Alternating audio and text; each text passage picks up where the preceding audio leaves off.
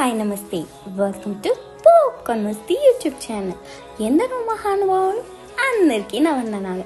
దయచేసి ఈ వీడియోలోకి వెళ్ళే ముందు మా పెద్ద నాయన కోసం ఒక లైక్, సబ్స్క్రైబ్ బటన్ ప్రెస్ చేసి ఆయన దిల్ ఖుష్ చేయండి ప్లీజ్. సో ఈరోజు వీడియో ఏంటంటే, మొన్నటి వరకు తాప్సి కూడా అంతే, త్వరలో ఇంకా పెళ్లి పీటలు ఎక్కుతుందంటూ వచ్చిన వార్తలపై తాప్సి కూడా స్పందించింది. నా పెళ్లి మీరే చేసేలా ఉన్నారంటూ మీడియా, సోషల్ మీడియా పైన పంచులు కూడా వేసింది.